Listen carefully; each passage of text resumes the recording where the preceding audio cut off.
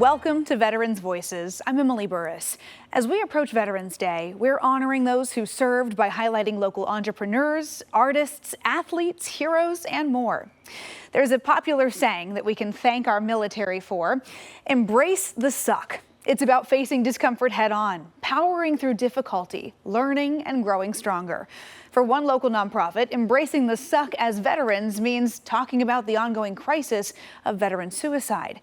Veterans Back 40 Adventure helps connect veterans to each other and process struggles with what they call a little dirt therapy. Their latest epic journey, now the subject of a new documentary shedding light on the problem. It's an awe-inspiring journey. A ride to the end of the road, Tuktoyaktuk, or Tuk for short, in the Northern Territories at the edge of the Arctic Circle. Embrace the suck is a military saying. Do you know what it means? Yeah. You just keep making forward progress no matter the obstacles. So we're playing off of that. Yeah. And the name of the project is going to be Embrace the Tuck. For Army veteran and motorcycle enthusiast Jonathan Williams, it was a chance for change. I'm an instructor with Portland Community College in their Diesel Service Technology Department. One of my students was a Navy veteran, and he was a motorcycle rider. And so we were doing some rides together. He had shared a couple of his shipmates had taken their own life. So the documentary project was kind of born out of those instances. The short film Silent Battles, Riding for Life follows their 22-day, nearly 6,000-mile journey to the Arctic and back again. An expedition is a great way to bond as a group, to connect as a group, and then a wonderful way to sit down and talk about hard things. Documentary filmmaker Grace Schessler, a biker herself, along for the ride, a civilian to help tell their stories. Sometimes with an issue like suicide, it's very difficult to discuss. And so being able to trust the guys you're with enough to want to talk about things like this can take time. That's the goal of Veterans Back 40 Adventure. Just provide the camaraderie where people feel they can open up if they're struggling. The all-volunteer nonprofit organizes backcountry adventures all over the Pacific Northwest as a way to connect and support veterans and their families. It's that adjustment from being with a group of individuals that you share really a stress bond with, that you can open up to, and they become your family, your extended family, and now that's not there. For us to come together like this here, and you can talk to this person or this person or this person, and they get it. They get it. In this case, the journey really is more important than the destination. Celebrations at the end of the road, adding fuel to the fire of reaching their real goal. I think everyone kind of walked away with just a deeper understanding of what our veterans and our active duty military community go through. I'm a veteran, my son is serving. I felt like I was pretty in tune with veterans issues before I left, but when I came back, I realized that I had a lot to learn about just some of the struggles that our men and women are going through who are serving or who have served. If it stops one person from committing suicide because they looked at this and said, okay, I'm gonna call my buddy, we're good. That's what keeps me going, is knowing if you can help one person who might be struggling, then that one person is worth it. To check out the full documentary or learn more about Veterans Back 40 Adventures, visit Veterans Voices on KOIN.com. And if you or someone you know is struggling, reach out. Help is available. Visit va.gov/reach or call or text 988 and press 2 if you're a veteran to be connected to support. Veterans Faustino and Melissa Alonso both served in the Middle East during the 2000s, and when they came home, they realized their world had changed. But through hard work, help, and a shared passion for fitness, the two found their next calling in life, helping others through a common goal. Travis Tyke shares their story. Good job, Raina. Good control. Today, you'll find Melissa and Faustino Alonso leading the charge at Gunner CrossFit, often battling medicine balls and barbells. You're doing fantastic. The husband and wife team co-own and coach at the McMinnville Gym. But it was not long ago the two were leading a much different charge, fighting much different battles. They each served 3 tours in the Middle East. Melissa as a Navy emergency room specialist near the front lines, and Faustino as a Marine Corps motor vehicle operator, often putting his life on the line during recovery missions. It was during one of those missions in Afghanistan, Faustino's life changed forever. Got called to go pick up one of the Jordanian generals because his vehicle and his convoy got ambushed, and we were on our way to go pick him up so they can continue on with their mission. One and only time that I picked up my helmet and buckled it in and hit the drive button. Within a few feet, myself and Mr. Krabs got blown up. Faustino was diagnosed with a traumatic brain injury. The type of injury Melissa was all too used to seeing as a naval emergency room specialist. They would arrive to us either by helicopter or by ground, and we would do damage control, trying to stabilize them. So we did a lot of just taking care of traumatic injuries. Melissa retired in 2012. It was then when she first began her journey of reintegrating back into American civilian life, but with the deep-cutting memories of her time overseas. Even now, all these years later, there are times an ordinary moment can bring up a traumatic memory, like the sound of a helicopter overhead during the McMinnville Air Show. It's something that I don't control. It's just a really strong memory that comes back. But Melissa and Faustino were not alone. Not only do they have each other to lean on, they've built a community. With the help of the Semper Fi and America's Fund, they founded Gunner CrossFit in 2012, named after Melissa's service animal. It's there, and with their family, they have found their post-service identity. It gives our life purpose, and that's something that we kind of lost, I think, along the way. So now we have this wonderful space that we hope, can help provide for our community. All the people that walk through those doors are definitely what keeps us waking up every single day and looking forward to that day.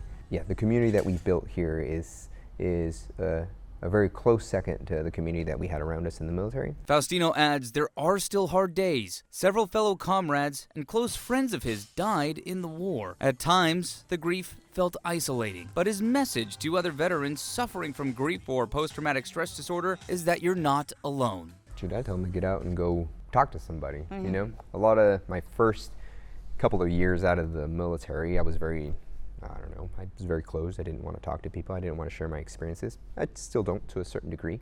But anybody who's struggling out there and is just, sitting around not knowing anything, pick up the phone and call your buddy. I promise that if you call somebody that they're going to answer, maybe not right away, but they'll get back to you. If they don't answer, try somebody else, because we all deserve to be here. Now the Alonzos have a new motto, one that perfectly symbolizes their perseverance through PTSD and the ups and downs of post-military life. PTSD. What is that? Post-traumatic gains. Melissa and Faustino say the success of their gym is thanks to the Semper Fi and America's Fund. The nonprofit guided them through owning and operating a small business. You can learn more about their work at Coin.com. A local veteran who lost his arm in combat is trying to improve the lives of other amputees. His efforts led to the creation of an innovative prosthetic arm, one that he says is more user-friendly. As Jenny Hansen shows us, it uses the same material that you'd find in athletic sneakers. Whether it's biking, lifting weights, climbing a rock wall, or rowing, Jonathan Cunningham can do it all with ease using a prosthetic arm he developed. I'll throw it on to do handyman stuff around the house, to fold laundry. I might wear it to go out and eat a steak dinner so I can cut my steak. And so it just means that there are fewer activities that I will avoid. The Portland-based Marine Corps veteran was deployed to Iraq in August of 2004. 5 months later, tragedy struck. On New Year's Day of 2005, I was on a foot patrol on the Euphrates River, and we were ambushed by IED, and a blast that killed Lance Corporal Brian Perello injured me. I had my arm amputated, and then I began my recovery. Jonathan was in and out of the hospital and soon realized the prosthetics available were heavy and uncomfortable, especially when it came to the socket. With his engineering degree, he got to work. From here up, this is our design, and this is 3D printed nylon. This is, what's called the frame, and it's the hard part of it. And then this part is all textiles and the same kinds of materials that are used to make your running shoes that you'd go for a run with. Jonathan founded Stumpworks, designing this prosthetic arm that's made from advanced athletic shoe technology. He says that material is far superior to the prosthetic arms currently used, which can cause a lot of sweat. Basically, any activity where you both push and pull on the arm and that's active where you might sweat, because that's the real limitation of the hard carbon fiber arm. It's like wearing plastic. Stumpworks is currently involved in a research project hoping to fit 30 patients in the coming years.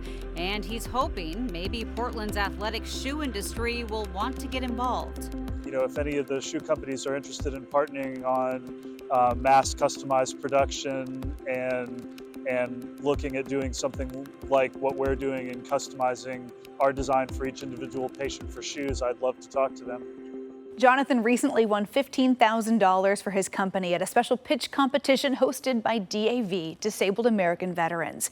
If you want more information on Stumpworks, we have a link on KOIN.com. Coming up, recognition decades in the making, how local veterans are being honored as they reach a major milestone. And they saved thousands of lives in Vietnam. Now, more than 50 years after they came home, these special vets will receive the highest medal awarded by Congress.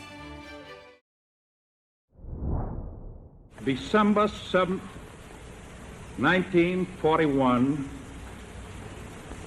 a date which will live in infamy. President Roosevelt's words will echo in the history books forever, but there are some who still remember hearing them as the U.S. entered into World War II. Veterans of the greatest generation are now among a select group of American centenarians. One Portland veteran has made it his mission to pay them tribute by sharing their stories. Retired Army Major Sean Benson has held service at the core of his career. From a tour in Afghanistan to later working in Portland's VA healthcare system, he stood side by side with veterans of conflicts past and present. Facing retirement, Benson wanted a new project. He found inspiration through family legacy. I grew up in the military. My dad was an Army officer, served 2 tours in Vietnam as an artillery officer, and then my grandfather was in the Marine Corps during World War II in the Pacific. We need to capture these stories before this greatest generation is no longer with us. Enter the VA Centenarian Project. So this project was started by one of my colleagues at the Denver VA. Working with VA medical teams, Benson has already tracked down dozens of local veterans in Oregon and Southwest Washington, many who served in World War II. We get to work with the families and the veteran to present the certificate of appreciation, thanking them for their service. Each presentation, a chance to hear the stories behind the service record, like 101-year-old Frank Heil, an Air Force pilot serving 40 years in the Army Air Corps and Oregon National Guard, the World War II, Korean, and Vietnam War veteran, hooked on flying from the moment his uncle, a Navy pilot, took him up in the air at just 11 years old. Or 102-year-old Bobby Fallon, the first lieutenant, a physical therapist at the Army Hospital in Paris during World War II, while her husband served in Oregon's 41st Division in the Pacific.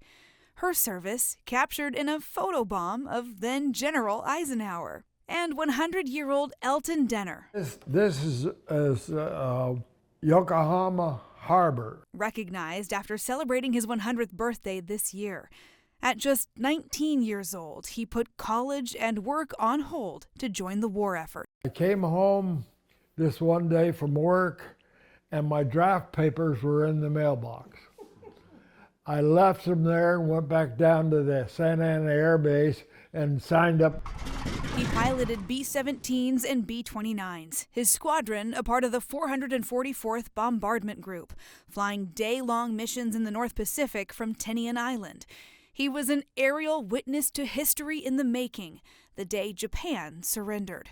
MacArthur took his Missouri right up to the dock and got off and did his surrender thing, and that was the end of it. Decades later, with Betty, his wife of 82 years, still by his side, he says he was surprised to receive new recognition of his military career. It's amazing. After all of these years, that everybody gets sort of excited about it.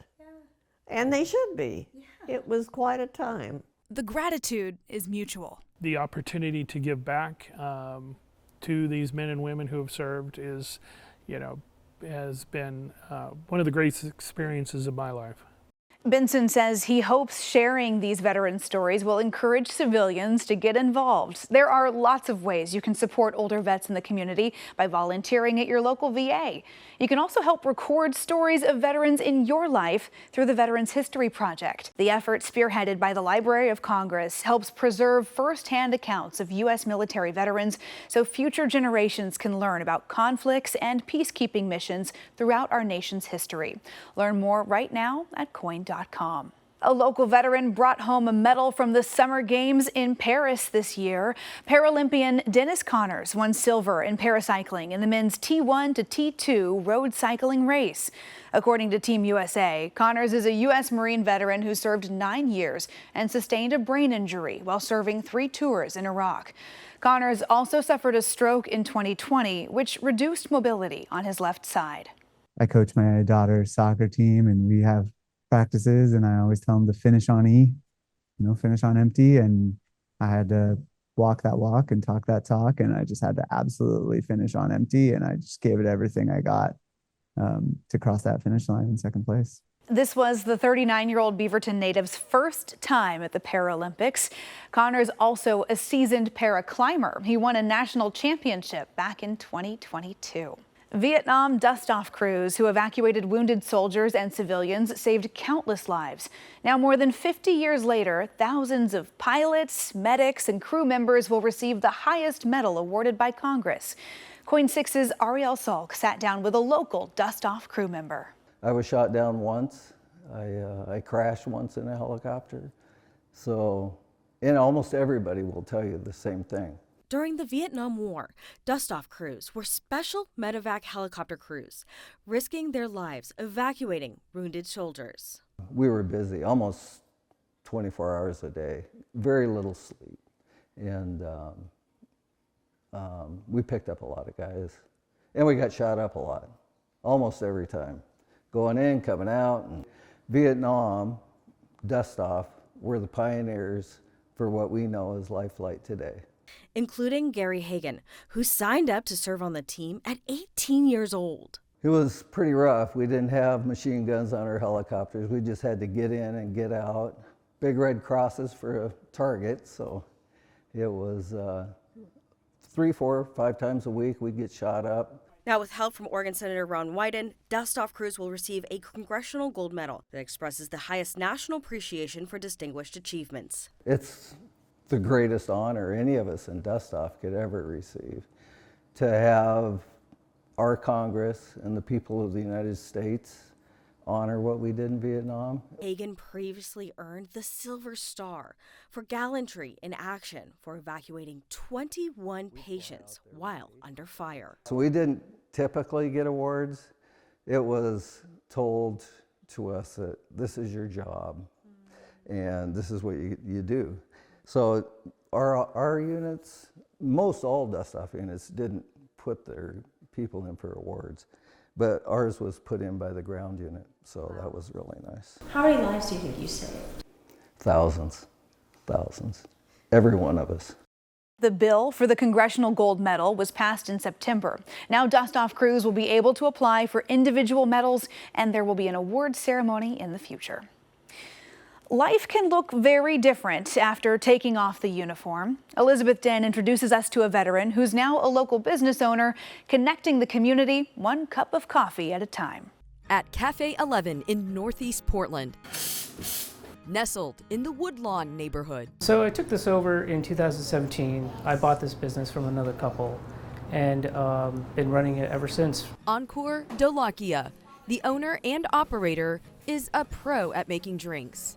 Though this is just one of several talents he's learned over the years. The veteran has worn many hats, from serving in the Army in Alaska to joining the Alaska National Guard, and later becoming a public affairs specialist before being a news photojournalist in Detroit, Michigan. Along the journey, he tells me he got to meet lots of interesting people, and you can see how personable he is while here at Cafe 11. Do you have like a pivotal moment where you're like, I remember this clearly, and that's when it was like, I'm doing this? No, you're gonna laugh.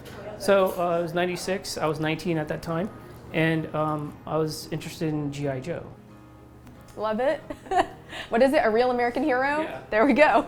I was never followed what I was told or what I was like meant to be.